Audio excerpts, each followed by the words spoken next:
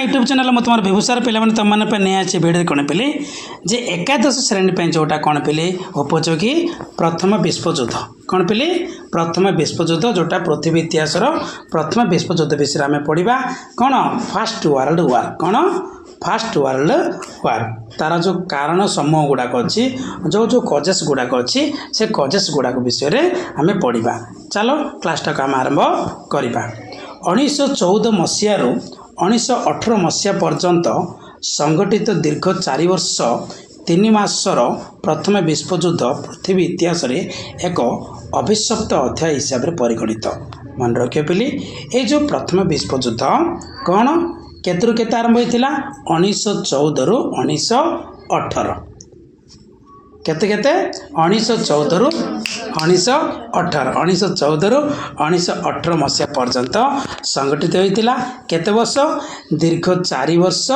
3 मास कौन दीर्घ 4 वर्ष 3 मासरे कौन होता बोली जे संगठित होता कौ युद्ध प्रथम विश्व युद्ध लोमहर्षणकारी तथा प्रलयंकारी ध्वंस विभीषिकापूर्ण यही महासमर थिला मनुष्यर बर्बरता हिंसा प्रतिशोध मनर वृत्तिर एक ज्वलंत परिप्रकाश ये युद्ध रे कौन चलता पिली जे पूरा ध्वंस विभीषिकापूर्ण चलीथिला आ कौन मनुष्यर बर्बरता हिंसा प्रतिशोध केमती नियाजिब ए प्रकार चलीथिला कौ युद्ध रे प्रथम विश्व युद्ध रे पूर्वर पृथ्वीर विभिन्न स्थान रे गठित बहु युद्ध मध्यरु प्रथम विश्वयुद्ध थिला सबुठारु भयंकर विध्वंसकारी जनक्षयी सर्वव्यापी आउ व्यय भाराक्रांत महासमर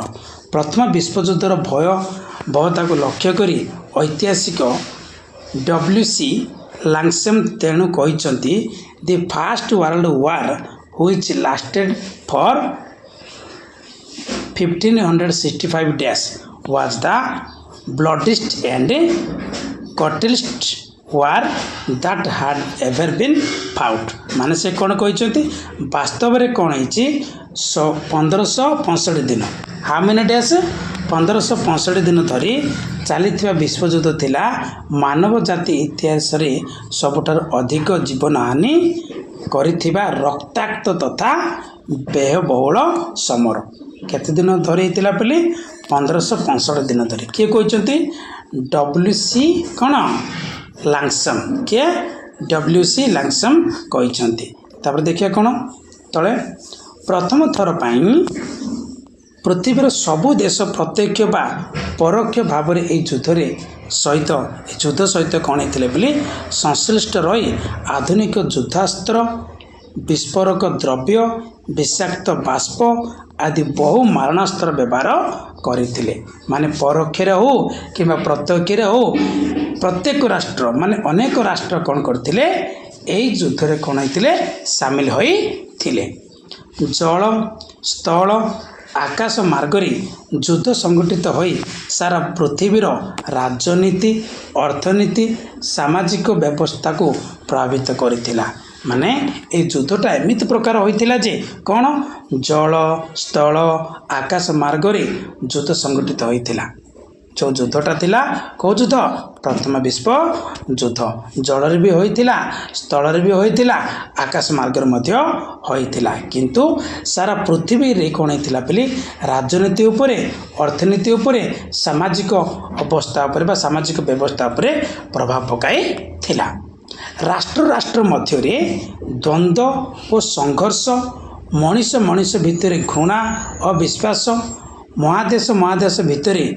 संघात और प्रतियोगिता सृष्टि करथिला एक अस्वाभाविक पुंजीभूत असंतोषर परिवेश ऑस्ट्रिया सिंहासनर भावी उत्तराधिकारी फर्डिनांड सेराजव ठारे हत्या घटना यही विस्फोरक परिस्थिति रे अग्नि संयोग करी युद्धर आरंभ घटाई तुम जानी पिला मैंने तुम जिते जे 8th class 9th class 10th class जहाँ भी पढ़ी के आसो से समय हाईस्कल लेवल रे जहाँ भी पढ़ी के आसो प्रथम विश्वयुद्ध पढ़ी जहाँ भी टॉपिकटा किंतु बोले ये जो प्रथम विश्वयुद्ध माने हेबार विभिन्न छोट छोट कारण गुड़ाक अच्छे किंतु जोटा आशु कारण बोली जोटा कहुए इमिडिएट कजेस बोली जोटा कहुए कज बोली कहुए सेटा हूँ कौन ऑस्ट्रियार जड़े युवराज थे नाम था कौन फ्रांसिस फर्डिनांड कौन थे किए थे फ्रांसिस फर्डिनांड सी कौन करते जे सर्बियार राजधानी सेराजेवो ठार कौन करते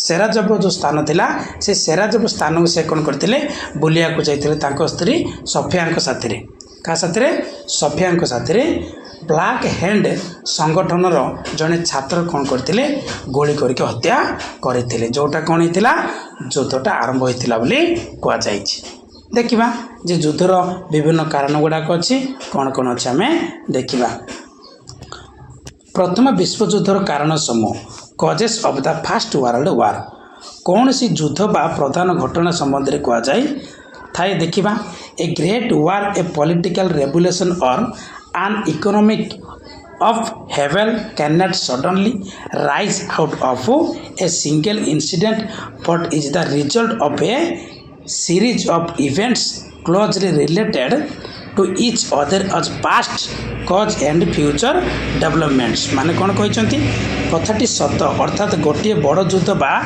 राजनैतिक विप्लव बा अर्थनैतिक आंदोलन केवल मात्र गोटे कारण घटी न थाए बरं यह पछरे थाए विभिन्न कारण बहुत गुड़ा कारण थाए जहाँ कौन कारणर समावेश जहाँ भविष्य संघर्ष बाट खोली दिए सेहीपरि प्रथम विश्वयुद्ध मध्य कारण कौन होता बोली जे संगठित होता भयंकर महासमर रूप नहीं वर्तमान से कारण गुड़िक विस्तृत भाव में आम कौन करवा आलोचना करवा गोटे पर गोटे बोली जो कारण गुड़ाक अच्छे आम से कारण गुड़िक कौन करवा आलोचना करवा प्रथम आसला कौन बोली नव साम्राज्यवाद कौन कहली नव साम्राज्यवाद तुम एटा को साम्राज्यवाद नीति मध्य कहीपर कौन कहीपर साम्राज्यवाद नीति मध्य कहीपर आउ नव साम्राज्यवाद मध्य कहीपर जोटा एटा जो बही आम पढ़ुचे बोली समाचांद बही पढ़ुचे जोटा कल्याणी बही अच्छी कल्याणी बही कौन अच्छी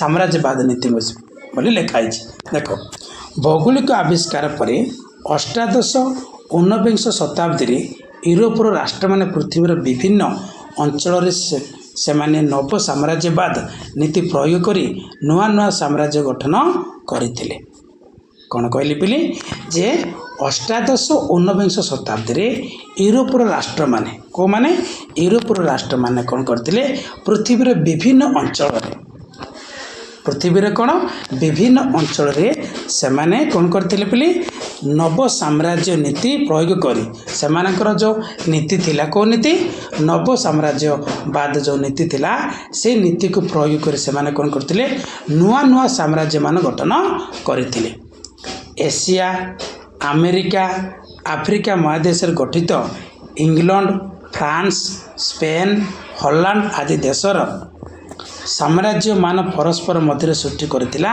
प्रतिद्वंदिता और संदेहर वातावरण जे कौ राष्ट्र माने साम्राज्यवाद नीति को अनुसरण करिकी अन्य अंचल जाइकी से माने साम्राज्य गठन करने चेष्टा करथिले इंग्लैंड फ्रांस स्पेन हॉलैंड एमाने कौन करथिले साम्राज्य गठन करने को चेष्टा करथिले कथा कहबा गले पिले कौन जे जो नीति करागला कौ नीति साम्राज्यवाद नीति हेले कौन जदि मनकर मु गोटे देश मनकर कथा तुम मान बुझापी कौच मु मनकर देश है मो भाई आ गोटे देश अच्छी ना ना आउ एक देश थी ना ना तीन चार्टा देश जदि अच्छा से गोटे देश जाकि गोटे देश कौन कला अन्य जगह को अन्य अंचल को जाकि से कौन कला साम्राज्य गठन कला आउ एक देशटी जी थी सी कौन अनेक रही से मत साम्राज्य गठन करने चेष्टा कर ना हेले सेटा दिने ना दिने कौन हम झगड़ार सृष्टि माने झगड़ाटा सृष्टि हम केमती जे प्रतिद्वंदिता हो गला ना सेठी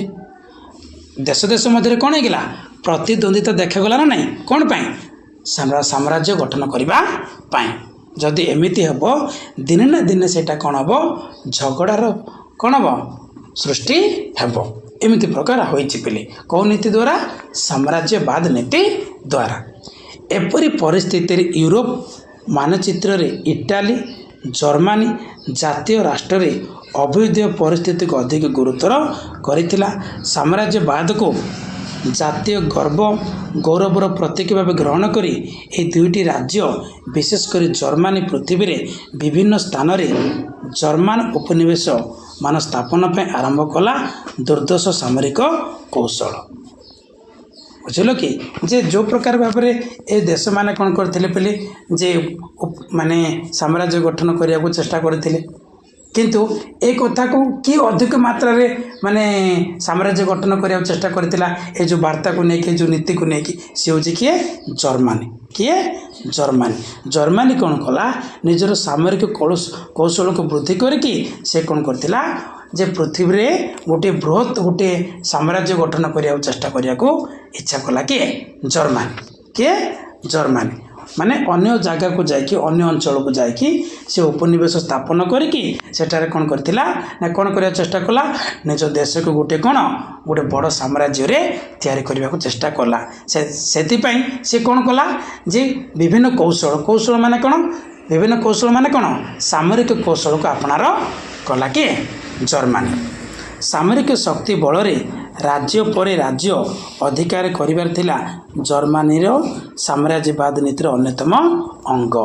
ସେ ସାମରିକ ଶକ୍ତି ବଳରେ ସେ କ'ଣ କରିଥିଲା ରାଜ୍ୟ ପରେ ରାଜ୍ୟ ଗୋଟିଏ ପରେ ଗୋଟିଏ ରାଜ୍ୟ ଏମିତି କ'ଣ କରିକି ଅଧିକାର କରିକି ଜର୍ମାନୀକୁ ସେ କ'ଣ କରିଥିଲା ସାମ୍ରାଜ୍ୟବାଦ ନୀତିର ମାନେ ସାମ୍ରାଜ୍ୟବାଦ ମାନେ ଗୋଟିଏ ବଡ଼ ସାମ୍ରାଜ୍ୟ ଗଠନ କରିବାକୁ ଚେଷ୍ଟା କରିଥିଲା। ଏଥିପାଇଁ ୟୁରୋପୀୟ ଦେଶମାନଙ୍କ ମଧ୍ୟରେ ସୃଷ୍ଟି ହୋଇଥିଲା କ'ଣ ଘୃଣା, ସଂଘର୍ଷ, ଅବିଶ୍ୱାସର ବାତାବରଣ। ଦେଖିଲ ନା ନାଇଁ ଯେ କ'ଣ ଯେତେବେଳେ କ'ଣ ହେଲା କହିଲେ ୟୁରୋପ କଣ୍ଟ୍ରିରେ କ'ଣ ଭୌଗୋଳିକ ଆବିଷ୍କାର ହେଲା। ଭୌଗୋଳିକ ଆବିଷ୍କାର ହେବା ଫଳରେ କ'ଣ ହେଇଥିଲା ୟୁରୋପ ରାଷ୍ଟ୍ରମାନେ କ'ଣ ହେଇଥିଲେ ଯେ ନୂତନ ଜାଗାରେ ଯାଇକି ବସବାସ କରିବାକୁ ଲାଗିଲେ। ଆଉ ବସବାସ କରିକି ସେମାନେ କ'ଣ କରିବାକୁ ଚେଷ୍ଟା କଲେ ସାମ୍ରାଜ୍ୟ ଗଠନ କରିବାକୁ ଚେଷ୍ଟା କଲେ। କିନ୍ତୁ ଜର୍ମାନୀ କ'ଣ କଲା ନିଜର ସାମରିକ ଶକ୍ତି ବଳରେ ଅଧିକ ମାତ୍ରାରେ କ'ଣ ସାମ୍ରାଜ୍ୟ ବୃଦ୍ଧି କରିବାକୁ ଚେଷ୍ଟା କରିଥିଲେ। କିଏ? ଜର୍ମାନୀ। କିନ୍ତୁ ଅନ୍ୟ ଦେଶମାନେ ସହିପାରିବେ କି? ଅନ୍ୟ ଦେଶମାନେ କ'ଣ କରିଥିଲେ ଘୃଣା କରିଥିଲେ ଆଉ ସଂଘର୍ଷ ମଧ୍ୟ ହୋଇଥିଲା ଆଉ ଅବିଶ୍ୱାସ ମଧ୍ୟ ଦେଖାଯାଇଥିଲା। ଇଏ ଥିଲା କ'ଣ ବୋଲି ପ୍ରଥମ ବିଶ୍ୱଯୁଦ୍ଧର କାରଣ। ସେକେଣ୍ଡ ଦେଖିବା କ'ଣ ଦେଇଛି ଉଗ୍ର ଜାତୀୟତାବାଦ। କ'ଣ ଉଗ୍ର ଜାତୀୟତାବାଦ? ଦେଖ ଊନବିଂଶ ଶତାବ୍ଦୀ ଥିଲା ୟୁରୋପୀୟ ମହାଦେଶରେ ଜାତୀୟତାବାଦର ଉନ୍ମେଷ ସମୟ। ଦେଶ ପ୍ରତି ଶ୍ରଦ୍ଧା, ସମ୍ମାନ, ପ୍ରୀତି, ମମତାକୁ ନେଇ ଘଟିଥିଲା ଜାତୀୟତାବାଦ ଚିନ୍ତାଧାରାର ପରିପ୍ରକାଶ। କ'ଣ ପିଲି ଦେଖ ସେ କ'ଣ କହିଛି ଊନବିଂଶ ଶତାବ୍ଦୀରେ ୟୁରୋପୀୟ ମହାଦେଶରେ ଜାତୀୟତାବାଦର ଉନ୍ମେଷ ସମୟ। ଦେଶ ପ୍ରତି କ'ଣ ଶ୍ରଦ୍ଧା, ସମ୍ମାନ, ପ୍ରୀତି ଓ ମମତାକୁ ନେଇ ଘଟିଥିଲା କ'ଣ ଜାତୀୟତାବାଦ ଚିନ୍ତାଧାରାର ପରିପ୍ରକାଶ। ଏକଥା କାହିଁକି ଆସିଲା ବୋଲି ଏକଥା ଏଠି କାହିଁକି ଲେଖାଗଲା ଯେ ପିଲି ଉଗ୍ର ଜାତୀୟତାବାଦ ମାନେ କ'ଣ? ଜାତୀୟତା ମାନେ କ'ଣ? ଦେଶକୁ ବୁଝାଏ କ'ଣ ଜାତୀୟତା। ବୁଝିଲା ନା? ଆଉ ଜାତୀୟତାବାଦ ମାନେ କ'ଣ? ନିଜ ଦେଶକୁ ଅଧିକ ମାତ୍ରାରେ ଭଲ ପାଇବା ତାକୁ କ'ଣ କୁହାଯିବ ଜାତୀୟତାବାଦ। କିନ୍ତୁ ଉଗ୍ର ମାନେ କ'ଣ? ସେ ଉଗ୍ର ମାନେ ହେଉଛି ଯେଉଁ ପ୍ରାୟ ମାନେ କାର୍ଯ୍ୟ ହାସଲ କରିବ ଜଣକୁ କ'ଣ କରିବ ଜଣକୁ ଡରାଇ ଜଣକୁ ଧମକାଇ କ'ଣ କରିବ କାର୍ଯ୍ୟ ହାସଲ କରିବ ତାକୁ କ'ଣ କୁହାଯିବ ଉଗ୍ର ବୋଲି କୁହାଯିବ। କ'ଣ କୁହାଯିବ? ଉଗ୍ର। ଆଉ ନିଜ ଦେଶକୁ ମହାନ ବୋଲି କହିହେବ। ଆରେ ଆମେ କେତେବେଳେ ଆମେ ନିଜ ଦେଶକୁ ମହାନ ବୋଲି କହୁଛେ ଆମ ଦେଶକୁ ଆମେ କ'ଣ କରିବା ଶ୍ରଦ୍ଧା ହେବା, ସମ୍ମାନ କରିବା, ପ୍ରୀତି କରିବା, ଅଧିକ ମାତ୍ରାରେ ଭଲ ପାଇବା ନା ନାଇଁରେ ସେଇ କଥାକୁ ନେଇକି କ'ଣ କୁହାଯାଏ ଜାତୀୟତାବାଦ ବୋଲି କୁହାଯାଏ। ଏହି ଚିନ୍ତାଧାରାର ପ୍ରଭାବରେ ବେଲଜିୟମ, ଗ୍ରୀସ୍, ଇଟାଲୀ, ଜର୍ମାନୀ ଆଦି ଜାତୀୟ ରାଷ୍ଟ୍ର ଅଭ୍ୟୁତ୍ଥାନ ଘଟିଥିଲା। ଏହି ଚିନ୍ତାଧାରାରେ କେଉଁ ଦେଶ ଗୁରୁତ୍ୱ ଦେଇଥିଲେ? ବେଲଜିୟମ, ଗ୍ରୀସ୍, ଇଟାଲୀ, ଜର୍ମାନୀ ଆଦି ଜାତୀୟ ରାଷ୍ଟ୍ରର କ'ଣ ହେଇଥିଲା ବୋଲି ଅଭ୍ୟୁତ୍ଥାନ ଘଟିଥିଲା। ଦେଖିବା କ'ଣ କିନ୍ତୁ ଜାତୀୟତାବାଦ ଊନବିଂଶ ଶତାବ୍ଦୀର ଦ୍ୱିତୀୟାର୍ଦ୍ଧରୁ କ'ଣ ଜାତୀୟତାବାଦ ଊନବିଂଶ ଶତାବ୍ଦୀର ଦ୍ୱିତୀୟାର୍ଦ୍ଧରୁ ଧୀରେ ଧୀରେ କ'ଣ ହେଇଥିଲା ବୋଲି ଉଗ୍ର ରୂପ ଧାରଣ କରିଥିଲା। ଭଲ ହେଉ କିମ୍ବା ଖରାପ ହେଉ ମୋ ଦେଶ ହିଁ ସର୍ବୋତ୍କୃଷ୍ଟ ଏମିତି କୁହାଯାଉଛି ବୋଲି। जे से मैंने कौन करते भल हो कि नहीं जो देश गुड़ाक थे से देश मैंने कौन चिंता कले भल हो कि खराब हो मो देश ही सर्वोत्कृष्ट मो देश ही महान ए प्रकार कौन उग्र जातीयतावाद चिंताधारा हेतु सबु देश निजको श्रेष्ठ व महत्व प्रतिपादन करी अन्य देश को कौन कले घृणा अवहेला और निकृष्ट दृष्टि रे देखुथिले। ए जो कौन अच्छी बोली उग्र जातीयतावाद माने कौन निज देश को अधिक मात्रा भल पाए अन्य देश को कौन करेंगे निकृष्ट देखिए निकृष्ट माने कौन हेय देखिए नीच देखिए ताकू कौन कह उग्र जातीयतावाद ए प्रकार पिली जे सृष्टि होता कौन ऊनविंश शताब्दीर द्वितीय अध्याय द्वितीय अध्याय यही उग्र जातीयतावाद चिंताधारा बिस्मार्कଙ୍କ ସମୟରୁ ଜର୍ମାନୀରେ ସୃଷ୍ଟି ହୋଇ ସମ୍ରାଟ କ'ଣ ଦ୍ୱିତୀୟ ୱିଲିୟମଙ୍କ ସମୟରେ ପରିସ୍ଥିତିକୁ ଅଧିକ ଗୁରୁତର କରିଥିଲା। କ'ଣ ବୋଲି କହିଲି ଯେ ଏଇ ଯେଉଁ ଚିନ୍ତାଧାରା ଥିଲା କାହା ସମୟରୁ ଆରମ୍ଭ ହୋଇଥିଲା ବୋଲି କୁହାଯାଇଛି ବିସ୍ମାର୍କ କ'ଣ ବିସ୍ମାର୍କଙ୍କ ସମୟରୁ କ'ଣ ହେଇଥିଲା ଆରମ୍ଭ ହୋଇଥିଲା ବୋଲି କୁହାଯାଉଛି। ଜର୍ମାନୀରେ ସୃଷ୍ଟି ହୋଇ ସମ୍ରାଟ କେଉଁ ପର୍ଯ୍ୟନ୍ତ କାଇଜର ଦ୍ୱିତୀୟ ୱିଲିୟମ ମନେ ରଖିବା ବୋଲି ତାଙ୍କର ପୁରା ନାମ କ'ଣ କାଇଜର ଦ୍ୱିତୀୟ ୱିଲିୟମଙ୍କ ସମୟରେ ପରିସ୍ଥିତିକୁ କ'ଣ କରିଥିଲା ଅଧିକ ଗୁରୁତର କରିଥିଲା।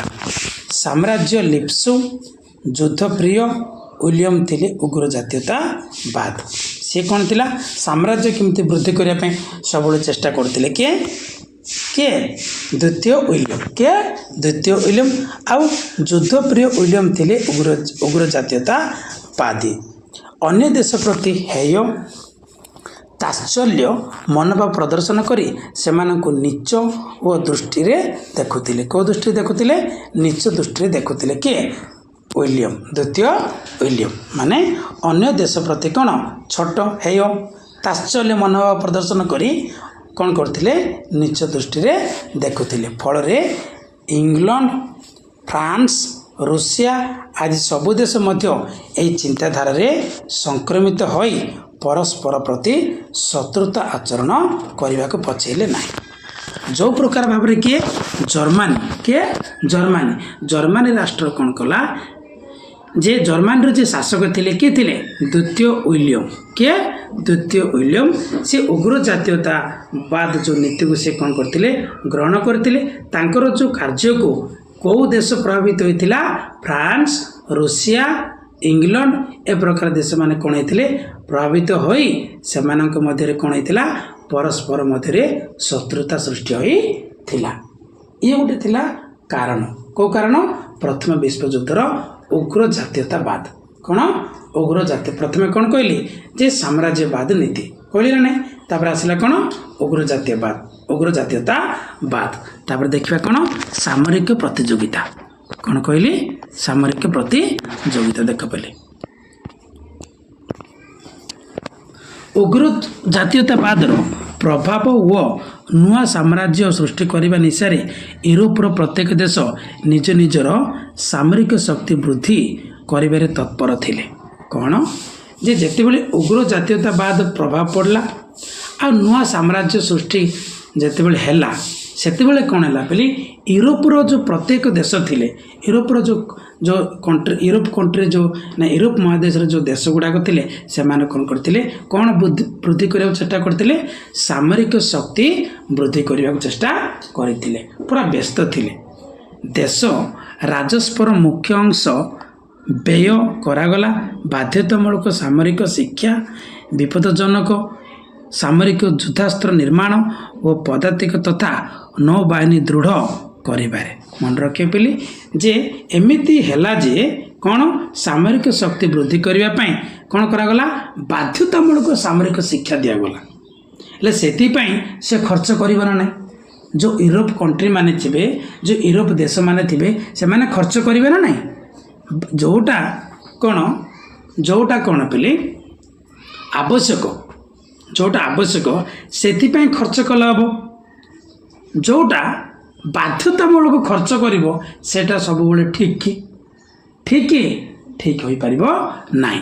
ହେଲେ ସାମରିକ ଶିକ୍ଷା ଦିଆଗଲା ବିପଦଜନକ ସାମରିକ ଯୁଦ୍ଧ ଅସ୍ତ୍ର ନିର୍ମାଣ କରାଗଲା ପଦାତିକ ତଥା ନୌବାହିନୀ ଦୃଢ଼ करा मध्य गला ए प्रकार व्यवस्था हला पहले ए दिगरे अग्रणी थिले किए जर्मनी देखिलो ना जर्मनी किए अग्रणी थिले जर्मनी सबुबले कौन थिले आगर थिले कौन से सामरिक शक्ति वृद्धि करिबारे जर्मनी आगर थिले काहेकि से चाहूला जे जर्मनी कौन चाहूला निज देश को गोटे कौन विस्फोर शक्ति देश रूपे गठन करने किए जर्मनी हेले आफ्रिका व एशिया महादेश अधिक उपनिवेश सृष्टि करने से कौन कला सेना आईन बा आर्मी लो व नौ आईन कौन नेवी लो माध्यम जर्मनी को एक विश्व शक्ति रूपांतरित करिवार प्रयास करथिले जर्मन सम्राट द्वितीय विलियम हैला से कौन कहला कही ना जर्मन के गोटे कौ शक्ति परिणत करने चेष्टा करथिला विश्व शक्ति कौ शक्ति विश्व शक्ति रे परिणत करने चेष्टा करथिला किए जर्मन रो जे शासक थिले किए द्वितीय विलियम हेले कौन करिकी सेना आईन व नौ आईन माध्यम रे विश्व शक्ति रे परिणत करने को चेष्टा करथिले किए जर्मनी विंश शताब्दी प्रथम दशक रे ए सामरिक साजसज्जा तीव्र आकार धारण करथिला कौन कहली विंश शताब्दीर प्रथम दशक रे सामरिक साजसज्जा तीव्र आकार धारण करथिला जर्मन रो क्रम वर्धमान समर सज्जा देखि कौ देश माने प्रभावित होते इंग्लैंड देख कौन कहली इंग्लैंड और फ्रांस परी देश माने कौन होते प्रभावित होते से कौन होते चुप हो रही पारि नथिले सेमानकर सामरिक शक्ति को वृद्धि करके निज देश को कौन करने कौ देश इंग्लैंड और फ्रांस कौन करते बोली जे जर्मन रो जो कार्य को देखी से कौन होते प्रभावित हो निज देश को सामरिक शक्ति वृद्धि करने चेष्टा करते देखिए कौन देछि उदाहरण स्वरूप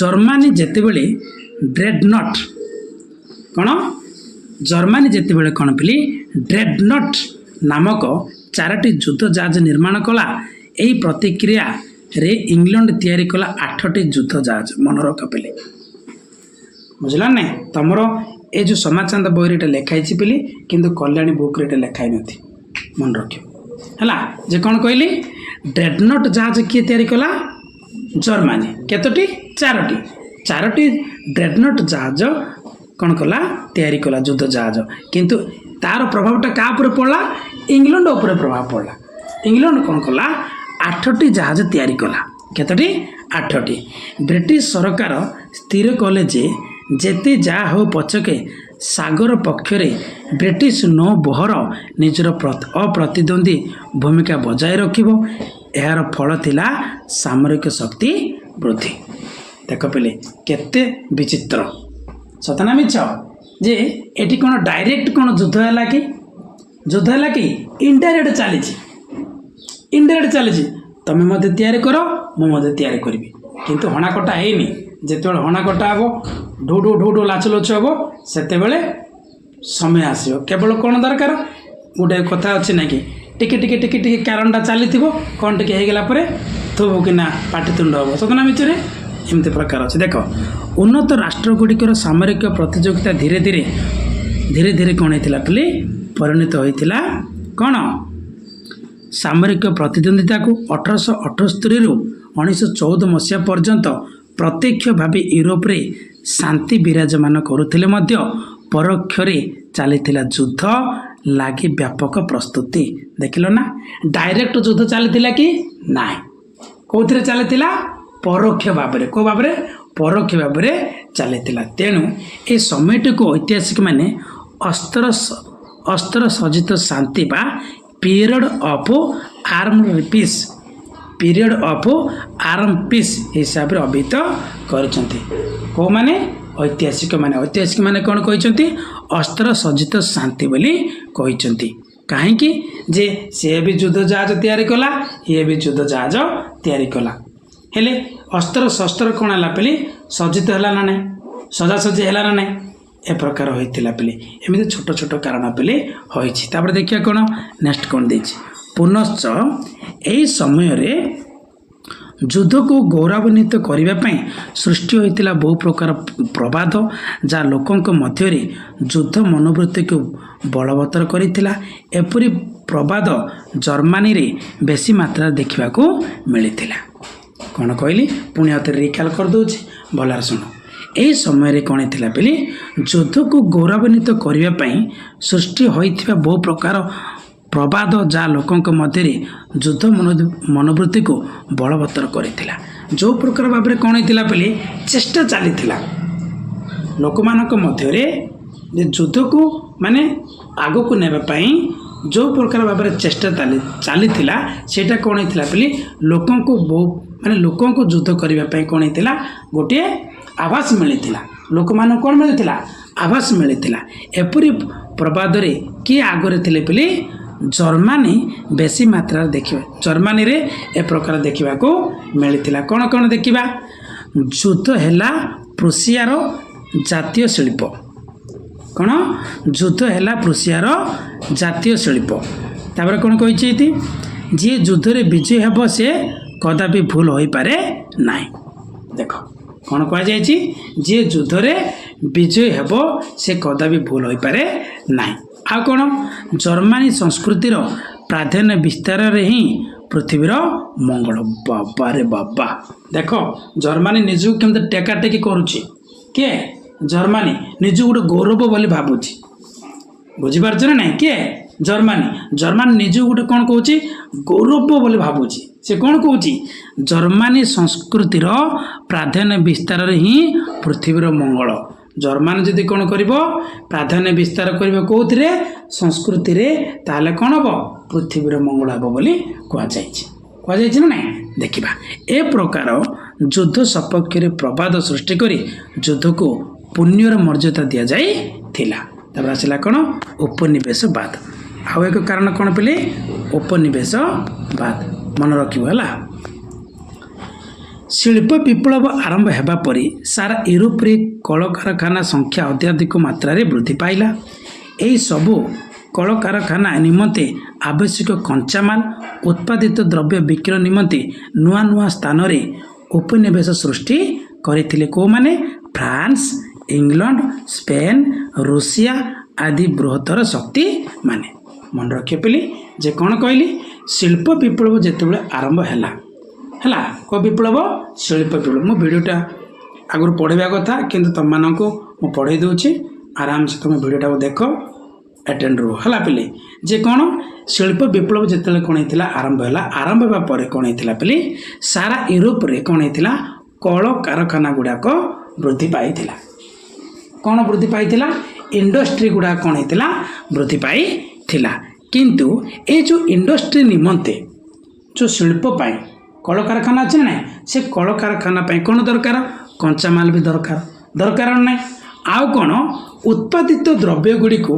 विक्रय नुआ नुआ स्थान गुड़ाक दरकार ना स्थान दरकार ना से जो नुआ नुआ स्थान रे कौन होता पे उपनिवेश सृष्टि करथिले को देश माने फ्रांस इंग्लैंड स्पेन रूसिया बुझे ना कौन जहाँ भी द्रव्य गुड़ाक उत्पादन होता से माने बिक्री करने से माने कौन करते जे उपनिवेश सृष्टि करते। उपनिवेश माने कौन जे बसवास करुले नुआ नुआ स्थान को जाए कौन करते बसवास करुले हेले फ्रांस इंग्लैंड स्पेन एमाने कौन करते बसवास करथिले। उपनिवेश संख्या अनुसार निर्धारित होता यूरोपीय देश मानकर प्रतिपत्ति और मर्यादा तुलनात्मक भाव अन्य देश तुलन में जर्मनी उपनिवेश संख्या थिला बेस नगण्य। कार संख्या थिला कौन जर्मनी उपनिवेश संख्या थिला कौन बेस नगण्य। तेणु जेकोसी उपाय निज उपनिवेश संख्या वृद्धि करने जर्मनी कौन कला लक्ष्य कला किए जर्मनी कौन करथिला निजर उपनिवेश को वृद्धि करने चेष्टा कला। से कौन होता पे जर्मनी युद्धप्रिय गोष्ठी जिंग्वेस्टिक मन रखियो किए जिंग्वेस्टिक एडमिरल त्रिपिज जनरल भन मल्टेके प्रभृति उच्च सामरिक पदाधिकारी माने ए लक्ष्य प्रति आउ एकाग्र होई नुआ नुआ उपनिवेश सृष्टि उपरे गुरुत्व देले। माने जर्मनी जो युद्धप्रिय जर्मनी कौन चाहिए से कौन कला निजर उपनिवेश को वृद्धि करने चेष्टा कला किए जर्मानी से उपनिवेश वृद्धि करने को जाकि जर्मान जो युद्धप्रिय गोष्ठी थिले कौ गोष्ठी थिले जो युद्धप्रिय गोष्ठी थिले से को माने जिंग्वेस्टिक एडमिराल त्रिपिज जनरल भल मल्टेके एमाने कौन करते सामरिक पदाधिकारी होई कौन करते जे यही लक्ष्य प्रति आहरी एकाग्र होई नुआ नुआ स्थान रे उपनिवेश करने गुरुत्व देते जर्मानी यही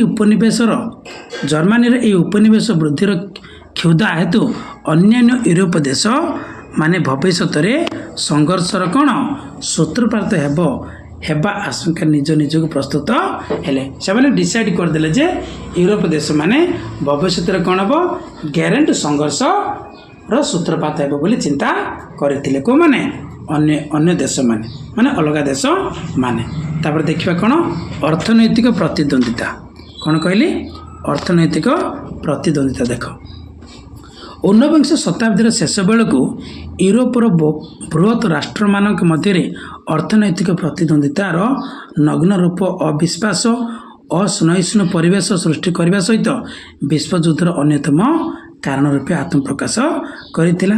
ए प्रतिद्वंदिता विशेष भाव में परिलक्षित होता कौन शिल्प और वाणिज्य क्षेत्र में प्रथम शिल्प क्षेत्र में विभिन्न देश बेसी बेसी कल कारखाना मान स्थापन करी द्रुत शिल्पायन चाहिए शिल्पर विकास हेतु अर्थनैतिक क्षेत्र में नुआ नुआ परिवर्तन धारा सूचित होता सुलभ मूल्य कंचामाल आमदानी उत्पादित द्रव्य बेसी दाम रे रप्तानी शिल्पर अधिक पुंजी विनियोग एसबू प्रक्रिया अर्थनैतिक शत्रुतार पथ सुगम करथिला जे कौन जिते शिल्प विप्लव है से कौन कले अधिक अधिक से कौन कले पे यूरोप कंट्री माने शिल्प गुड़ाक तैयारी करदे बुझे ना किंतु तैयारी सीना करदे कौन देखागला अर्थनैतिक क्षेत्र में कौन होता से बेनिफिट पाई नथिले बुझल ना मांदा अवस्था देखा जाइतिला मांदा अवस्था जो देखा जाइतिला कौन होता बोली जे ये जो शत्रुता अर्थनैतिक क्षेत्र में शत्रुता देखागला शत्रुता देखागला फल कौन होता प्रथम विश्वयुद्धर गोटे कौन होता सुगम बा पथ उन्मुक्त होता रास्ताटा बाहर करथिला बोली कहुई प्रक्रिया आनुषंगिक फलाफल देखा मिलता व्यवसाय वाणिज्य क्षेत्र में 1870 पर यूरोपर शिल्पोन्नत देशगुड़िक यूरोप बाहर अधिक अधिक बजार सृष्टि करी वाणिज्य क्षेत्र में आनी व्यवसाय प्रतियोगिता विशेषकर दक्षिण अमेरिकार राज्यगुड़िक इंग्लैंडर एकचाटिया वाणिज्य प्रतिपत्ति जर्मनी प्रवेश हेतु दुई मध्य संपर्क में फाट सृष्टि होता पुनश्च आंतर्जातिक बजार निज निज देश तैयारी जिनिस को आदृत करने यूरोपीय देश मैंने आग्रही हेबार आनी परस्पर मध्य रोष व विद्वेष इंग्लैंड कौन करता जिते एकचटिया भाव में वाणिज्य करुला एंट्री मारी किए जर्मनी ताफल जाफल कौन होता दुई मध्य कौन होता सुसंपर्क फाट सृष्टि होता जो संपर्क थिला सेठी कौन होता द्वंद्व देखा जाइला क्या मध्य इंग्लैंड व जर्मनी तापर देखा कौन सामरिक मेंट गठन कौ मेंट सामरिक मेंट कौन पे सामरिक मेंट गठन देख नव साम्राज्यवाद उग्र जातीयतावाद उपनिवेशवाद अर्थनैतिक और सामरिक प्रतिद्वंदिता प्रथम विश्वयुद्धर परोक्ष कारण थिबा बेले सामरिक मेंट गठन प्रक्रिया प्रत्यक्ष कारण भाव महासमर पर क्षेत्र प्रस्तुति करथिला आम जिते गुड़ाए पढ़ले पे कौन कौन पढ़ले नव साम्राज्यवाद पढ़ले ना उग्र जातीयतावाद पढ़ले ना उपनिवेशवाद पढ़ले ना अर्थनैतिक और सामरिक प्रतिद्वंदिता प्रथम विश्वयुद्ध कौन होता परोक्ष कारण थिला किंतु जोटा सामरिक मेंट गठन थिला कौन थिला सामरिक मेंट गठन प्रक्रिया जोटा अच्छी सेटा कौन होता जे प्रथम विश्वयुद्धर प्रत्यक्ष कारण थिला को कारण प्रत्यक्ष कारण वास्तविक 1914 पूर्वर समग्र यूरोप महादेश दुई परस्पर विरोधी सामरिक मेंटर विभक्त होई विश्वयुद्धर असल कारण रे परिणत होइथिला कौन होता जे 1914 पूर्वर समग्र यूरोप महादेश केतोटी भागरे विभक्त होइतिला केतोटी सामरिक मेंटर विभक्त होइतिला दुईटी केतोटी दुईटी सामरिक मेंटर विभक्त होइतिला ए जो मेंटर जेतेबेले विभक्त होइतिला एठु जणा पड़िला जे कोन विश्व युद्धर असल कारण कोन विश्व युद्धर असल कारण एगुड़ी है कौन त्रिशक्ति मेंट आउटा आसला कौन त्रिशक्ति मैत्री कौन कौन कहली त्रिशक्ति मेंट जहाँ कौन कह ट्रिपल आलियंस बोली कह त्रिश मैत्री माने कौन त्रिशक्ति मैत्री माने कौन ट्रिपल इंटेंट देख यही दुई सामरिक मेंटर उत्पत्ति कथा जानवा को हेले आमको जर्मान राष्ट्र गठन घटना को फेरी जावाक पड़ो जदि आम सामरिक मेंट गठन कथा जदि मेंट उत्पत्ति कथा जदि जानवा को चाहूचे आम कौटी फेरवा को पड़ो जर्मान राष्ट्र घटना को फेरी जावाक पड़ो देखा 1870 फ्रांस प्रुसिया युद्ध मन रखिए पहले कौ युद्ध 1870 फ्रांस प्रुसिया युद्ध फ्रांस को शोचनीय भाव परास्त करी जर्मान राष्ट्र गठित होता जदि आम यूनिफिकेशन ऑफ जर्मनी जदि पढ़ा ताल आम जाना बुझल ना केबे भी से क्लास आम नहीं आसवा आराम से तुम मैंने पढ़ीदेव कौन कहली 1870 फ्रांस प्रुसिया युद्ध फ्रांस को शोचनीय भाव परास्त करी जर्मन राष्ट्र गठित होता यापर फ्रैंकफर्ट संधि स्वाक्षरित होगा द्वारा फ्रांस दुईटी समृद्ध अंचल आल्सेस और लॉरेंस जर्मनी कौन करथिला अधिकृत करथिला का द्वारा अधिकृत होइतिला जर्मनी द्वारा मन रखिए पहले कौन फ्रैंकफर्ट संधि बुझिपारछे ने कौ संधि फ्रैंकफर्ट संधि स्वाक्षरित होइतिला कौ युद्ध पर फ्रांस प्रुसिया युद्ध पर बुझल ना फ्रांस प्रुसिया युद्ध पर गोटे कौन होइतिला जे कौन जे संधि होइतिला से संधि नाम अछि कौन फ्रैंकफर्ट संधि से संधि द्वारा कौन होइतिला फ्रांस रो दुईटी अंचल को नहीं जाइतिला जर्मनी सेटा होछि कौन आल्सेस आउटा आसिला कौन लॉरेंस आल्सेस आउटा आसिला कौन लॉरेंस दुईटा अंचल को नहीं जाइतिला के जर्मनी रो चांसलर बिस्मार्क भल भाव जानिथिले जे ए दुईटी अंचल उद्धार पाई फ्रांस निश्चय चेष्टा करिवो अरे पिली भूल जदि मु करिछि मु निजे सतर्क हेबा पड़िबो ना ए कथा किए जानिथिला जर्मनी जानिथिला जर्मन जानिथिला हेले सेते बेले किए थिले बिस्मार्क के बिस्मार्क जेतेबेले जर्मनी रो यूनिफिकेशन हैला सेतेबेले बिस्मार्क थिले पिली मन रखिबो के बिस्मार्क हेले सी जानिथिला जे कौन के बिस्मार्क जे कौन दुईटी अंचल को उद्धार करबे फ्रांस कौन करिवो चेष्टा करिवो तेणु भविष्य में फ्रांस सहित युद्ध आशंका करी से निजर शक्ति वृद्धि करने को चाहिए के जर्मनी चिंता कला जे कौन भविष्य जेमिति होचु कौन क्या सहित युद्ध हम फ्रांस सहित युद्ध हम से सी कौन कले सामरिक शक्ति वृद्धि करने को चेष्टा कले के जर्मनी यही परिप्रेक्षी 1879 ऑस्ट्रिया सहित मिसी जर्मनी गठन करथिले द्विशक्ति मेंट मन रखिले डुआल आलियंस केबे गठन होई थिला 1879 का मध्य ऑस्ट्रिया एवं जर्मनी मन रखिबो ऑस्ट्रिया एवं जर्मनी सहित मिसी जर्मनी एवं ऑस्ट्रिया सह कौन होता डुआल आलियंस गठित होइथिला किंतु 1882 इटाली कौन होता बोली ए मेंटर योगदान करिथिबारु ता त्रिशक्ति मेंट बा ट्रिपल आलियंस रे परिणत हैला जार सदस्य थिले को राष्ट्र Germany Austria Italy triple alliance रे केतोटी राष्ट्र थिले तीनोटी कौन कौन जर्मनी ऑस्ट्रिया इटाली इटाली केबे गठन इटाली केबे ये थिला परे मिसी थिला 1882 रे कोन थिला पले इटाली मिसी थिला कोथरे कोन द्विशक्ति मेंटर को मेंटर द्विशक्ति मेंटर कोन थिला पले इटाली मिसी थिला बुझबाछ ने केबे 1882 बुझिल कि ये थिला गोटे सामरिक मेंट। तापर देखिए नेक्स्ट कौन देछि जर्मनी रो क्रमवर्धिष्णु कूटनैतिक प्रतिपत्ति को देखि अन्य यूरोपीय राष्ट्र माने विपद आशंकार यह प्रत्युत करने को चाहिए पहले जी बिस्मार्क थे पहले सी पूरापूरी भाव में गोटे कूटनैतिक लोक थे डिप्लोमेटिक पर्सन थे किए बिस्मार्क पूरा कूटनैतिक थे यह मुकाबला करने 1892 फ्रांस और रूसिया मिसी गठन करते द्विशक्ति मैत्री जितेबाला जर्मनी ऑस्ट्रिया इटाली मध्य कौन होता जे सामरिक मेंट गठन कले ताकू कौन करने मुकाबला करने 1892 मसीह फ्रांस और रूसिया कौन होता मिसिकी द्विशक्ति मैत्री अर्थात डुआल इंटेंट कौन डुआल इंटेंट कौन होता गठित होता 1907 इंग्लैंड एथिरे योगदान करिवारु कौन होगा बोली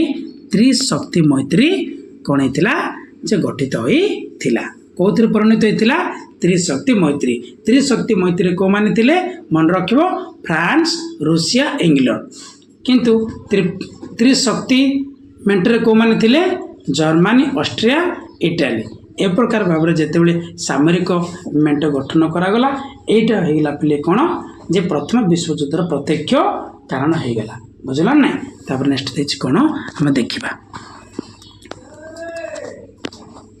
यापर विधिवत भाव में यूरोप महादेश दुईटी राष्ट्र गोष्ठी विभक्त होई परस्पर विरोधी मनोभाव और शत्रुता द्वारा भविष्यर राजनीतिक जड़र सूचना दे मन रखा आउथर कहीदे यापर विधिवत भाव में यूरोप महादेश दुईटी राष्ट्र गोष्ठी विभक्त होई परस्पर विरोधी मनोभाव और शत्रुता द्वारा भविष्य राजनीतिक जड़र सूचना देता एडवर्ड्स भाषा कौन सरल भाव में कहवाक गले बिस्मार्क मृत्यु पर त्रिशक्ति मेंट व त्रिशक्ति मैत्री मध्य एपरी शत्रुता है जे यह प्रथम विश्वयुद्धर अन्यतम कारण बोली कहुई किए कही मन रखिबो एडवर्ड्स कौन एडवर्ड्स तापर देखिए कौन सम्राट द्वितीय विलियम को उग्र नीति किए सम्राट द्वितीय विलियम कौन कहली पिला माने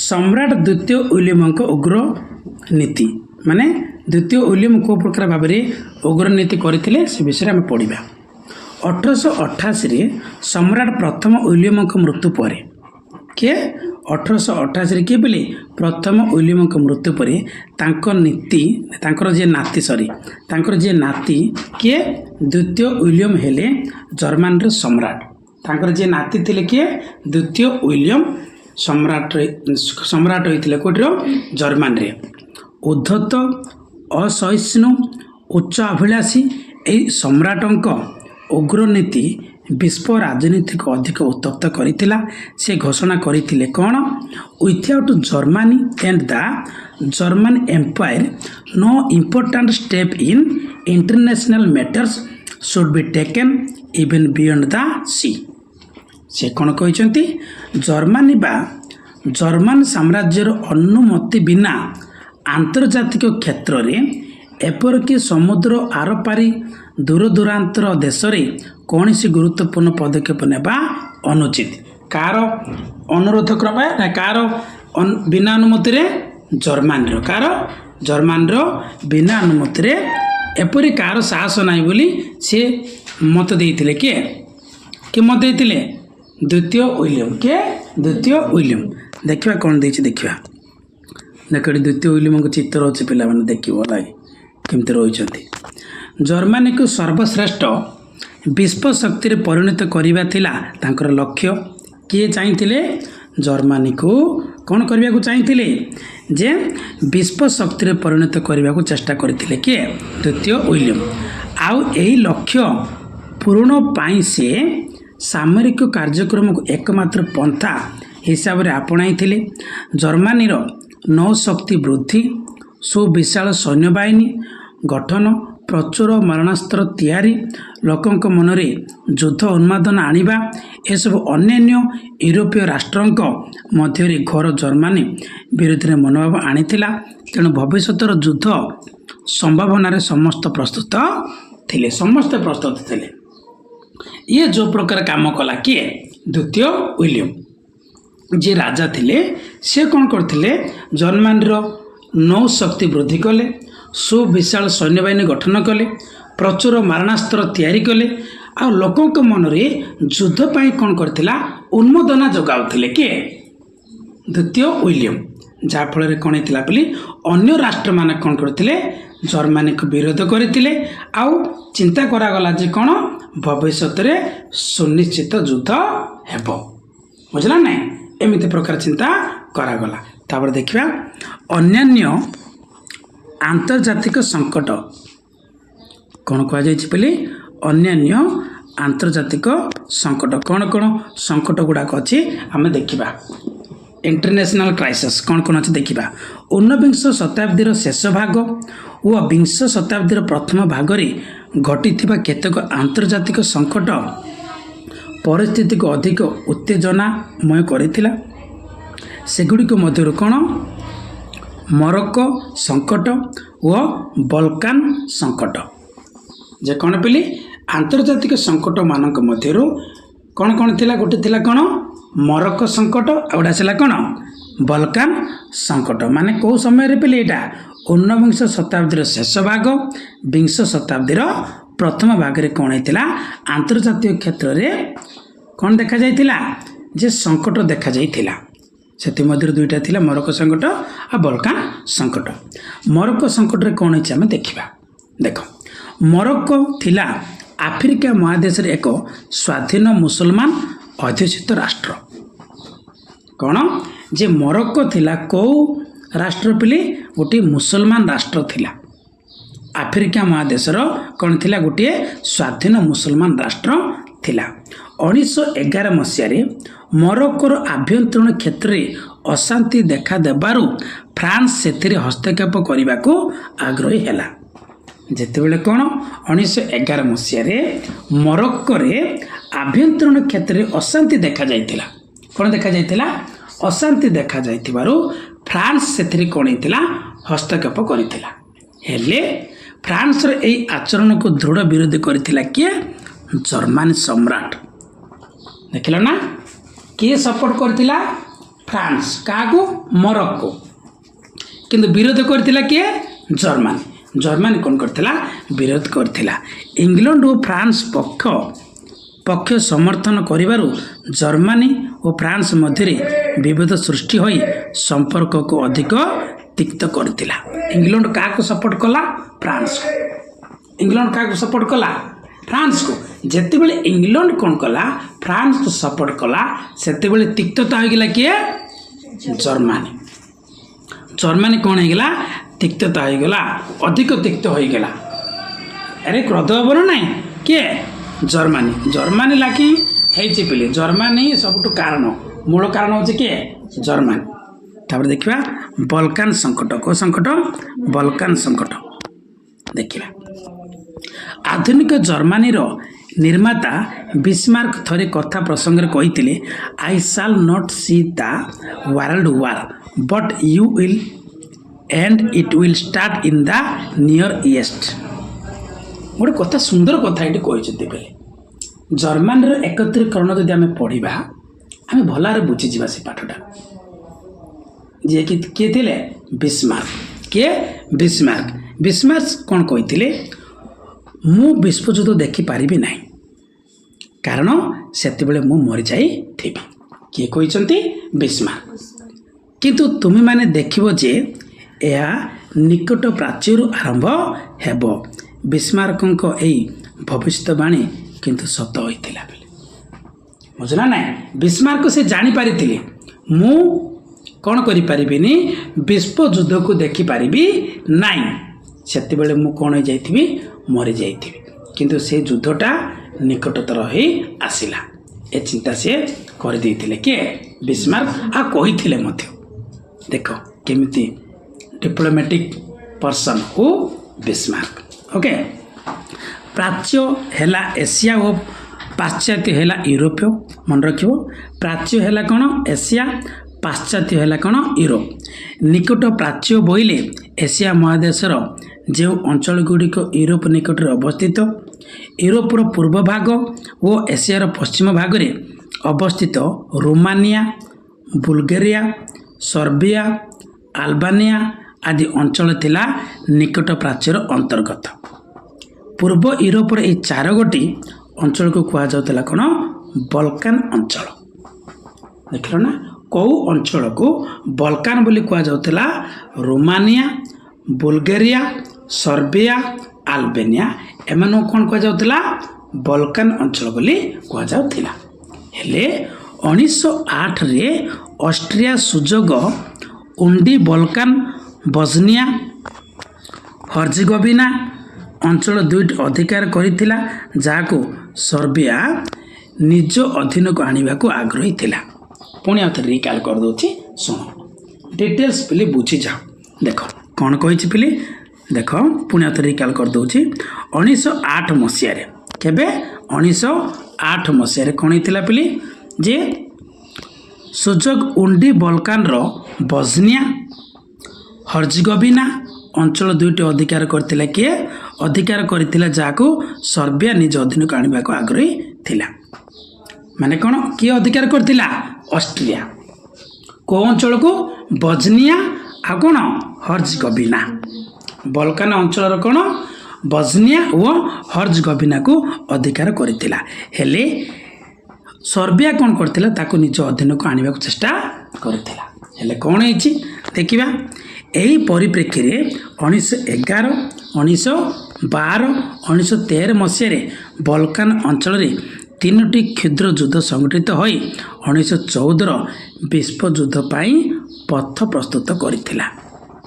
एही परिप्रेक्षी रे कोन हेतिला से जो बल्कान अंचल थिला जो 4टी अंचल थिला ना से बल्कान अंचल रे 1911 1912 1913 मसिया रे 3टी क्षुद्र क्षुद्र युद्ध गुड़ा कौन होता संगठित होता जोटा 1914 मसीहार विश्व युद्ध को कौन करथिला पथ देखाई बाट देखाई बुझला ना।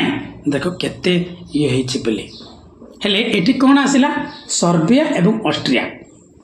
सर्बिया कौन चाहिला से जो 2टा अंचल थिला कौन हर्जेगोविना बस्निया अच्छे ना ताको अधिकार करने चाहिए ना किए सर्बिया। हेले 2 जन के मध्य क्या मध्य ऑस्ट्रिया एवं सर्बिया मध्य सेटा कौन होगा सूत्र है ना कौन सूत्र शत्रु सूत्र कौ सूत्र पे शत्रु सूत्र सृष्टि है। देखा कौन है देखा तापर देखा आंतर्जातिक संगठन अभाव कौन पे आंतर्जातिक संगठन अभाव। प्रथम विश्वयुद्ध घटवार अन्य एक कारण थिला आंतर्जातिक संगठन अभाव।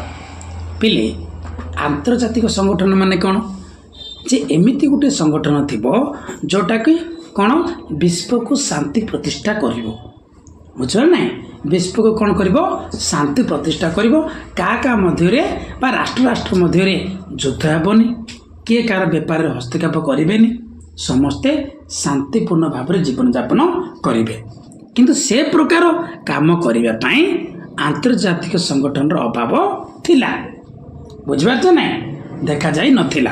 देखिबा राज्य राज्य मध्य संघर्षर समाधान स्थानीय राजनैतिक शत्रुतार अवसान परस्पर मध्य लागुथिबा कलह द्वंद्वर उपयुक्त बुझामणा सारा विश्व में एक आंतर्जातिक संगठन अभाव विशेष भाव में अनुभूत होता।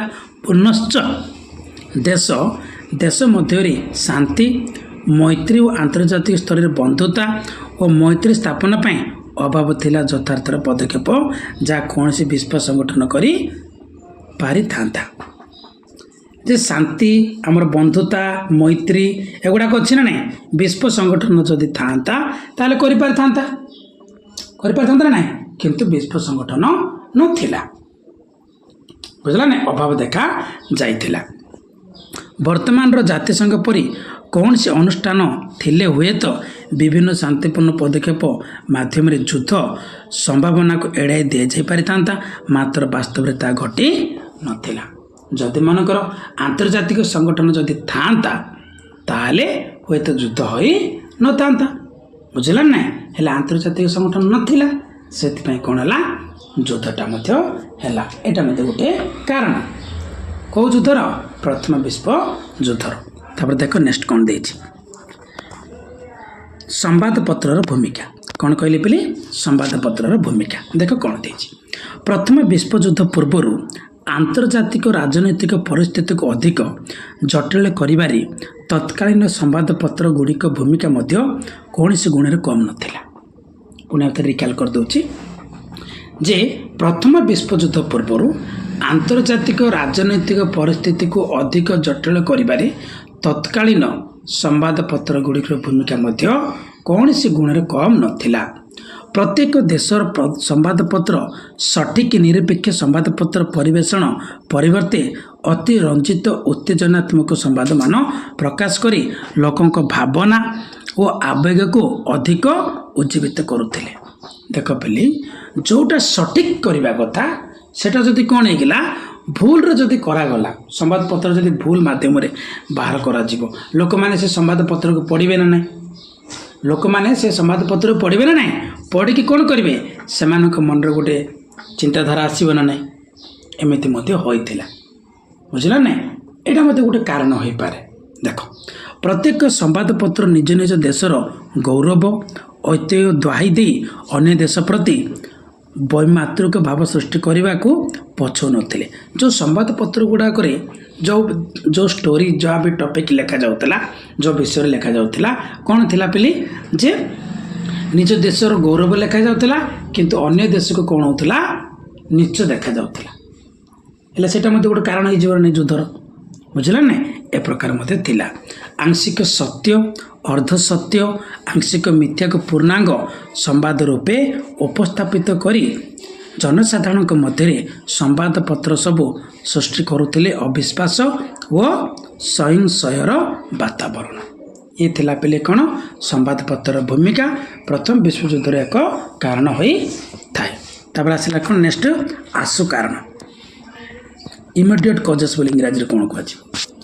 କ'ଣ କୁହାଯିବ? ଆଶୁ କାରଣ ବା ଇମିଡ଼ିଏଟ୍ କଜେସ୍। ଦେଖ, ପ୍ରଥମ ବିଶ୍ୱଯୁଦ୍ଧ ପାଇଁ ପରୋକ୍ଷ ଏବଂ ପ୍ରତ୍ୟକ୍ଷ ଭାବରେ କ୍ଷେତ୍ର ପ୍ରସ୍ତୁତି ହୋଇସାରିଥିଲା।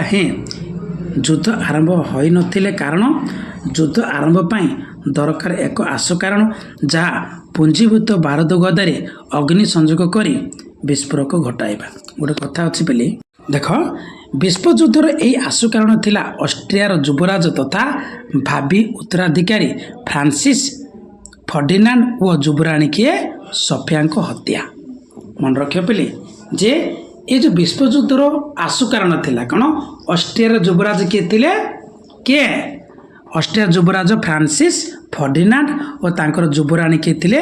ସୋଫିଆ। ସୋଫିଆଙ୍କ ହତ୍ୟା ଯେତେବେଳେ ହେଲା, ମାନେ ଫ୍ରାନ୍ସିସ୍ ଫର୍ଡିନାଣ୍ଡ ଓ ଯୁବରାଣୀ ସୋଫିଆଙ୍କୁ ହତ୍ୟା କଲା ପରେ କ'ଣ ହେଇଥିଲା? ସୃଷ୍ଟି ହୋଇଥିଲା କ'ଣ? ପ୍ରଥମ ବିଶ୍ୱଯୁଦ୍ଧ। ଦେଖିବା କ'ଣ ଦେଇଛି।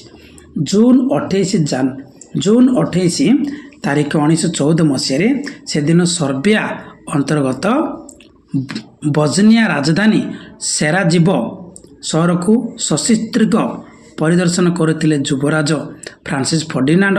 ଏହି ସମୟରେ ବ୍ଲାକ୍ ହ୍ୟାଣ୍ଡ ସୋସାଇଟି ବୋଲି ଏକ ସନ୍ତ୍ରାସବାଦୀ ସଂଗଠନର ସଦସ୍ୟ ଗ୍ରାଭିଲୋ ପ୍ରିନ୍ସପ୍ଙ୍କ ଗୁଳି ମାଡ଼ରେ ପ୍ରାଣ ହରାଇଥିଲେ ଯୁବରାଜ ଫର୍ଡିନାଣ୍ଡ ଓ ଯୁବରାଣୀ ସୋଫିଆ।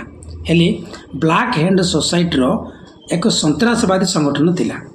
କ'ଣ ଥିଲା? ବ୍ଲାକ୍ ହ୍ୟାଣ୍ଡ ସୋସାଇଟି ନାମକ କ'ଣ ଥିଲା? ଗୋଟିଏ ସନ୍ତ୍ରାସବାଦୀ ସଂଗଠନ ଥିଲା। ସେଠାକାର ଜଣେ ସଦସ୍ୟ ଥିଲେ, ତାଙ୍କ ନାମ ଥିଲା କ'ଣ? ଗ୍ରାଭିଲୋ ପ୍ରିନ୍ସିପ୍। କ'ଣ? ଗ୍ରାଭିଲୋ ପ୍ରିନ୍ସିପ୍ କ'ଣ କରିଥିଲେ ପିଲେ? ଗୁଳି କରିଥିଲେ। ସେ ଗୁଳିରେ ଯୁବରାଜ ଫର୍ଡିନାଣ୍ଡ, ଯୁବରାଣୀ ସୋଫିଆ ମୃତ୍ୟୁବରଣ କରିଥିଲେ, ମରିଯାଇଥିଲେ। ବୁଝିଲା ନାହିଁ? କେଉଁ ଅଞ୍ଚଳକୁ ବୁଲିବାକୁ ଯାଇଥିଲେ?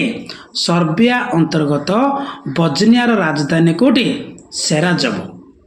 ସେ ସେରାଜେଭୋ ସହରକୁ ସେମାନେ ପରିଦର୍ଶନ ବା ଭ୍ରମଣ କରିବାକୁ ଯାଇଥିଲେ। କିଏ କିଏ? ଫ୍ରାନ୍ସିସ୍ ଫର୍ଡିନାଣ୍ଡ, ଆଉ କିଏ ପିଲେ? ସୋଫିଆ। କିନ୍ତୁ ବ୍ଲାକ୍ ହ୍ୟାଣ୍ଡ ସୋସାଇଟିର ସଂଗଠନର ଜଣେ କିଏ ଥିଲେ? ମନେ ରଖିବ, ଗ୍ରାଭିଲୋ ପ୍ରିନ୍ସିପ୍। କିଏ? ଗ୍ରାଭିଲୋ ପ୍ରିନ୍ସିପ୍ କ'ଣ କରିଥିଲେ? ଗୁଳି କରିଥିଲେ, ଫଳରେ ତାଙ୍କେ ମୃତ୍ୟୁବରଣ କରିଥିଲେ। ଏହି ସେରାଜାବୋ ହତ୍ୟାକାଣ୍ଡ ଥିଲା ଅଷ୍ଟ୍ରିଆ ସର୍ବିଆ ମଧ୍ୟରେ ଥିବା ପୂର୍ବର ତିକ୍ତ ଶତ୍ରୁତା ଅନ୍ତିମ ପରିଣତି। କହିଥିଲି ପୂର୍ବ ଶତ୍ରୁତା ଥିଲା ବଲକାନ ଅଞ୍ଚଳ, ମନେ ଅଛି ନା? ବଲକାନ ଅଞ୍ଚଳ ପଢ଼ିଥିଲା ନାହିଁ? 4ଟି ଅଞ୍ଚଳ କ'ଣ କୁହାଯାଉଥିଲା? ବଲକାନ ବୋଲି କୁହାଯାଉଥିଲା ନାହିଁ? ଅଷ୍ଟ୍ରିଆ କ'ଣ କରିଥିଲା? ଅଧିକାର କରିଥିଲା। କିନ୍ତୁ ସର୍ବିଆ କ'ଣ ଚାହୁଁଥିଲା? ସେ ମଧ୍ୟ ଅଧିକାର କରିବାକୁ ଚାହୁଁଥିଲା। ଦୁଇ ଜଣଙ୍କ ମଧ୍ୟରେ କ'ଣ ଥିଲା? ତିକ୍ତତା ଥିଲା ନା ନାହିଁ? ଥିଲା ନା ନାହିଁ? ପିଲେ ମନେ ରଖିବ, ବିନା କାରଣରେ କୌଣସି କାର୍ଯ୍ୟ ହେବନି। ବୁଝିଲ ନାହିଁ? କାରଣ ଥାଇକି ଆଗ ହେବ। ବୁଝିଲା ନାହିଁ? କୌଣସି କାର୍ଯ୍ୟ, କୌଣସି ଯେକୌଣସି କଥା ମଧ୍ୟ ବିନା କାରଣ ହେବନି, କାରଣ ଥାଇକି ହିଁ ହେବ। ମନେ ରଖିଥିବ। ଦେଖ ତାପରେ ଆସିଲା କ'ଣ ଯେ ଉକ୍ତ ହତ୍ୟାକାଣ୍ଡ ନିମିତ୍ତ ଅଷ୍ଟ୍ରିଆ ସର୍ବିଆକୁ ସର୍ବତ ଭାବେ ଦାୟୀ କଲା। ହେଲେ କାହାକୁ ଦାୟୀ କଲା? ସର୍ବିଆକୁ ଦାୟୀ କଲା। କିଏ? ଅଷ୍ଟ୍ରିଆ। ସର୍ବିଆ ପାଖରୁ 2 ଦିନ ମଧ୍ୟରେ ଉତ୍ତର ଦାବି କରି ଚରମପତ୍ର ମଧ୍ୟ ଦେଲା ଅଷ୍ଟ୍ରିଆ, ଯେ 2 ଦିନ ମଧ୍ୟରେ କ'ଣ କରିବା ପାଇଁ? ଉତ୍ତର ପାଇବାକୁ ଚେଷ୍ଟା କଲା। କିଏ? ଅଷ୍ଟ୍ରିଆ। କାଠାରୁ? ସର୍ବିଆ ଠାରୁ। ମାତ୍ର ସର୍ବିଆ ଏହାକୁ କ'ଣ କରିଥିଲା? ପ୍ରତ୍ୟାଖ୍ୟାନ କରିଥିଲା। ସର୍ବିଆ କର୍ଣ୍ଣପାତ କରିନଥିଲା, ଶୁଣିନଥିଲା। କିଏ? ସର୍ବିଆ। ଏହି ପରିସ୍ଥିତିରେ ଗୁରୁତର ଆକାର ଧାରଣ କରିଥିଲା। କିଏ? ଅଷ୍ଟ୍ରିଆ। ଯେତେବେଳେ ସେ ଶୁଣିନଥିଲା, ସେ ପରିସ୍ଥିତିରେ କ'ଣ କରିଥିଲା? ଗୁରୁତର ଆକାର ଧାରଣ କରିଥିଲା। 1914 ଜୁଲାଇ 28ରେ ଅଷ୍ଟ୍ରିଆ ସର୍ବିଆ ବିରୋଧରେ କ'ଣ କରିଥିଲା? ଯୁଦ୍ଧ ଘୋଷଣା କଲା। କିଏ? ଅଷ୍ଟ୍ରିଆ। ମନେ ରଖିବ ପିଲେ, କେବେ? 1914 ଜୁଲାଇ 28 ତାରିଖରେ ଅଷ୍ଟ୍ରିଆ କାହା ବିରୋଧରେ ଯୁଦ୍ଧ ଘୋଷଣା କଲା? ସର୍ବିଆ ବିରୋଧରେ ଯୁଦ୍ଧ ଘୋଷଣା କଲା। ୟୁରୋପୀୟ ରାଷ୍ଟ୍ରଗୁଡ଼ିକ ଯେମିତି ଏହି ପରିସ୍ଥିତିକୁ ଅନାଇ ବସିଥିଲେ, ପରିସ୍ଥିତିର ସମାଧାନ ଆଣିବା ପରିବର୍ତ୍ତେ ନିଆଁରେ ଘିଅ ଢାଳିଲା ପରି ରୁଷିଆର ସର୍ବିଆକୁ ସାହାଯ୍ୟ ପାଇଁ ଆଗେଇ ଆସିଲେ। ରୁଷିଆ କାହାକୁ ସାହାଯ୍ୟ କରିବା ପାଇଁ ଆଗେଇ ଆସିଲେ? ସର୍ବିଆକୁ। ଦେଖ କ'ଣ ହେଇଗଲା? ଏଠି କ'ଣ ସମସ୍ତେ ଅନେଇଥିଲେ? ନିଆଁରେ ଘିଅ ଢାଳିବା ପରି। ନିଆଁରେ ଯଦି ଘିଅଟା ଢାଳିଦେଲେ କ'ଣ ହେଉଛି? ହୁତୁ ହୁତୁ ଦେଇକି ଜଳୁଛି ନା ନାହିଁ? ଜଳୁଛି ନା ନାହିଁ? ସେମିତି ହୁତୁ ଦେଇକି ଜଳିବ। ହେଲେ ସେଇଟାକୁ ଅପେକ୍ଷା କରିଥିଲେ କେଉଁମାନେ? ଅଲଗା ଦେଶମାନେ ଅପେକ୍ଷା କରିଥିଲେ ନାହିଁ? ହେଲେ କିଏ ସାହାଯ୍ୟ କଲେ? ରୁଷିଆ ସର୍ବିଆକୁ ସାହାଯ୍ୟ କରିଥିଲେ। ଏହା ଦେଖି ଅଷ୍ଟ୍ରିଆର ମିତ୍ର ରାଜ୍ୟ କିଏ? ଜର୍ମାନୀ। କିରେ? ଜର୍ମାନୀ ଅଷ୍ଟ୍ରିଆ ପକ୍ଷ ନେଇ ଯୁଦ୍ଧ କ୍ଷେତ୍ରରେ ଅବତୀର୍ଣ୍ଣ ହେଲା। ମନେ ରଖିବ ହେଲା। ଜର୍ମାନୀ କାହାକୁ ସାହାଯ୍ୟ କଲା? ଅଷ୍ଟ୍ରିଆକୁ ସାହାଯ୍ୟ କଲା। ଜର୍ମାନୀର ଏହି ପଦକ୍ଷେପର ଉତ୍ତରରେ ଫ୍ରାନ୍ସ ଓ ଇଂଲଣ୍ଡ ଅଗଷ୍ଟ 4, 1914ରେ ଜର୍ମାନୀ ଓ ଅଷ୍ଟ୍ରିଆ ବିରୋଧରେ ଯୁଦ୍ଧ ଘୋଷଣା କଲେ। ଏହିପରି ଭାବେ ତ୍ରିଶକ୍ତି ମେଣ୍ଟ, ତ୍ରିଶକ୍ତି ମୈତ୍ରୀ ସବୁ ସଦସ୍ୟମାନେ ଯୁଦ୍ଧରେ ଯୋଗଦାନ କରି ପରିଣତ ହୋଇଥିଲା 2ଟି ଶତ୍ରୁ ଗୋଷ୍ଠୀରେ। ମନେ ରଖିବ ପିଲେ, ଆମେ ପଢ଼ିଥିଲେ କ'ଣ? ଗୋଟେ କ'ଣ ପଢ଼ିଥିଲେ? ତ୍ରିଶକ୍ତି ମେଣ୍ଟ, ତ୍ରିଶକ୍ତି ମୈତ୍ରୀ। ତ୍ରିଶକ୍ତି ମେଣ୍ଟରେ କେଉଁମାନେ ଥିଲେ? ଜର୍ମାନୀ, ଅଷ୍ଟ୍ରିଆ, ଇଟାଲୀ ଥିଲେ ନା? ଆଉ ତ୍ରିଶକ୍ତି ମୈତ୍ରୀରେ କେଉଁମାନେ ଥିଲେ? ଇଂଲଣ୍ଡ, ଫ୍ରାନ୍ସ, ରୁଷ ଥିଲେ ନା? 2ଟି ଶକ୍ତି ମଧ୍ୟରେ ଯୁଦ୍ଧଟା ଚାଲିଲା। କେଉଁ ଯୁଦ୍ଧ? ପ୍ରଥମ ବିଶ୍ୱ ଯୁଦ୍ଧ। ଦେଖିବା କ'ଣ ହେଇଛି। ମାନବ ଜାତିର ଇତିହାସରେ ଉନ୍ମୁକ୍ତ ହେଲା ଏକ ଅଭୂତପୂର୍ବ ସଂଘର୍ଷ ଏବଂ ଧ୍ୱଂସଲୀଳାର ରକ୍ତାକ୍ତ ଅଧ୍ୟାୟ। ଐତିହାସିକ ଗ୍ରେ ତେଣୁ ବର୍ଣ୍ଣନା କରିଛନ୍ତି କ'ଣ? The lamps are going out all over Europe, we shall not see them lit again in our lifetime. କିଏ କହିଛନ୍ତି? ଗ୍ରେ। କିଏ କହିଛନ୍ତି? ଗ୍ରେ। କ'ଣ କହିଛନ୍ତି? ଯୁଦ୍ଧର ବିଭୀଷିକାରେ ଏବେ ୟୁରୋପ ଆଲୋକ ଶୂନ୍ୟ। କ'ଣ କହିଛନ୍ତି? ଯୁଦ୍ଧର ବିଭୀଷିକାରେ ଏବେ ୟୁରୋପ କ'ଣ? ଆଲୋକ ଶୂନ୍ୟ। ଚାରିଆଡ଼େ ଅନ୍ଧାର ହିଁ ଅନ୍ଧାର। ଆମ ଜୀବ ଉଦ୍ଦେଶ୍ୟରେ ଆଉ ବୋଧହୁଏ ଆମେ ଆଲୋକ ଦେଖିପାରିବା ନାହିଁ। ବୁଝିଲା ନାହିଁ? ଆମେ କ'ଣ ଦେଖିପାରିବା ନାହିଁ? ଆଲୋକ ଦେଖିପାରିବା ନାହିଁ। ଏହିପରି ଭାବରେ କ'ଣ ହେଇଛି ବୋଲି ଯେ ପ୍ରଥମ ବିଶ୍ୱଯୁଦ୍ଧ ଆରମ୍ଭ ହୋଇ 1918 ମସିହା ନଭେମ୍ବର 11 ତାରିଖ ଦିନ ଯୁଦ୍ଧ ବିରତି ଘୋଷଣା ହୋଇଥିଲା। ଏହାପରେ ବିଭିନ୍ନ ଚୁକ୍ତି ସ୍ୱାକ୍ଷରିତ ହୋଇ ପ୍ରଥମ ବିଶ୍ୱଯୁଦ୍ଧ କ'ଣ ହେଇଥିଲା? ଅଧ୍ୟାୟରେ ସମାପ୍ତ ହୋଇଥିଲା।